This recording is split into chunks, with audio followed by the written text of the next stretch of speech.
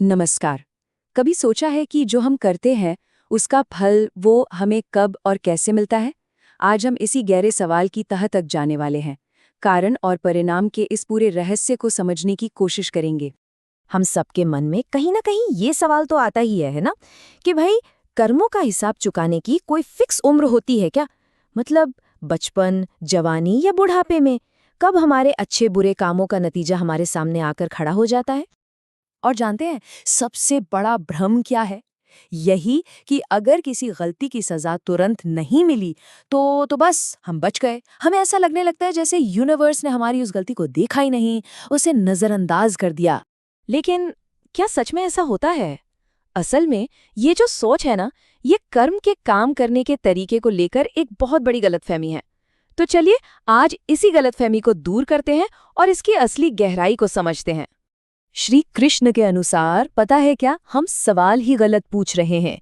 कर्म जो है वो हमारी घड़ी या हमारे कैलेंडर के हिसाब से नहीं चलता, नहीं, उसका अपना एक कॉस्मिक टाइम होता है, एक ब्रह्मांडीय समय।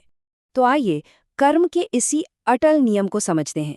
ये ठीक ठीक ग्रेविटी की तरह है, प्रकृति की एक ऐसी ताकत जो दिखती नहीं पर है बहुत शक्तिशाली। देखिए, एक तरफ है हमारी आम धारणा और दूसरी तरफ स्रोत का दृष्टिकोण। और यहीं एक बहुत बड़ा फर्क समझना जरूरी है।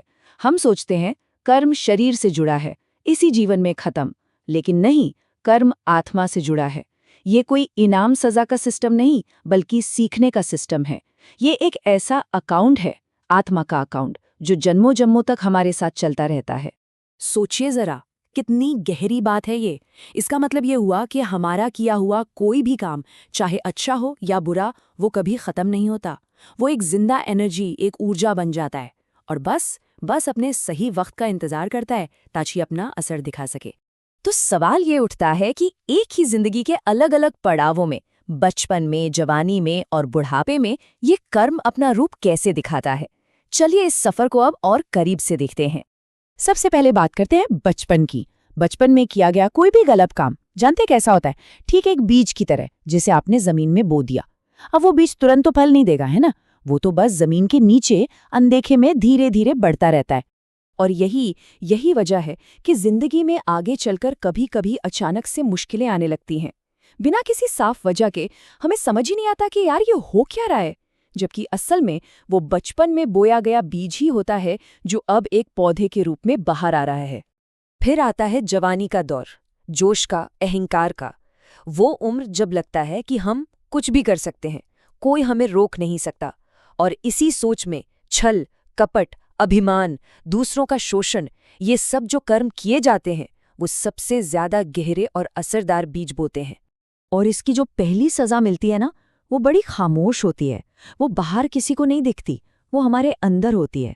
हमारे मन की शांति, हमारा सुकून, वो धीरे धीरे खोने लगता है।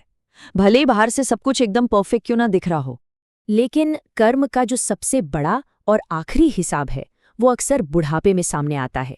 ये वो वक्त होता है जब शरीर भी कमजोर पड़ चुका होता है और मन बार बार अपने अतीत की गलियों में घूमने लगता है।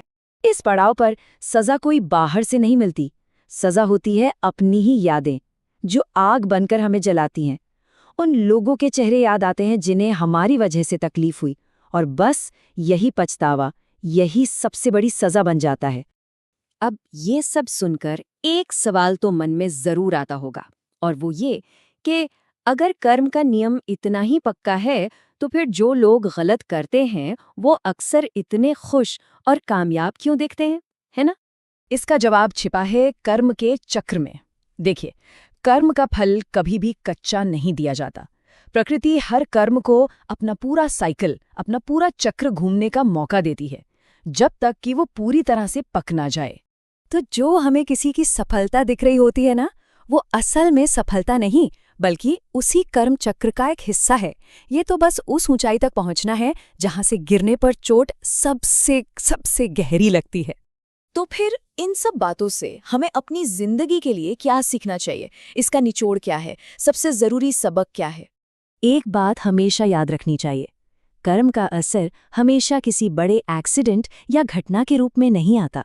कई बार ये एक लगातार खालीपन का एहसास होता है, या दूसरों पर भरोसा ना कर पाना, एक अजीब सा डर जो धीरे धीरे जिंदगी की सारी खुशियां ही छीन लेता है।